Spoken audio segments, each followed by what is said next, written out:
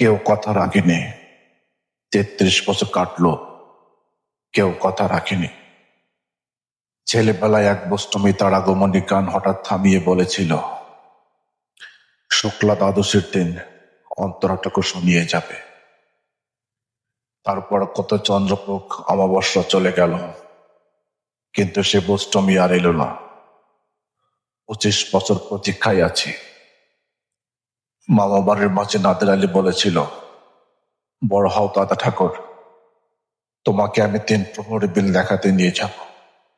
সেখানে পদ্মফুলের মাথায় সাপ আর ভ্রমর খেলা করে। নাদের আলী, আমি আর কত বড় হব? আমার মাথায় ঘরের ছাদ করে আকাশ স্পর্শ করলে তারপর তুমি আমায় ৩ প্রহরী বিল দেখাবে?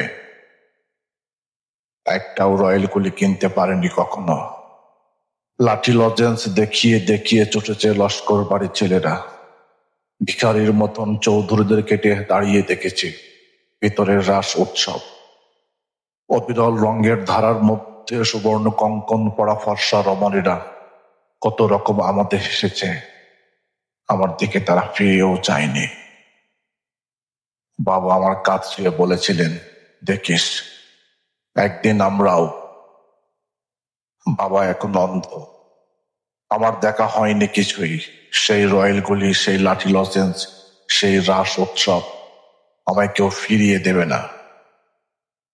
বুকের মধ্যে সুগন্ধি রুমাল রেখে বরুণও বলেছিল, যেদিন আমায় সত্যিকারের ভালোবাসবে সেদিন আমার বুকেও এরকম আতরের গন্ধ হবে। ভালোবাসার জন্য আমি হাতের মুঠোয় প্রাণ নিয়েছি। দুরন্ত সারের চোখে বেঁধেছি লাল কাপড়। বিশ্ব সংসার তন্ন তন্ন করে খুঁজে এনেছি ১০৮টি নীলপদ্ম। তবু কথা রাখিনি করুণা। এখন তার বুকে শুধু মাংসের গন্ধ। এখন সে যে কোনো নারী। কেউ কথা রাখেনি। ৩৩ বছর কাটলো, কেউ কথা রাখে না, কেউ না।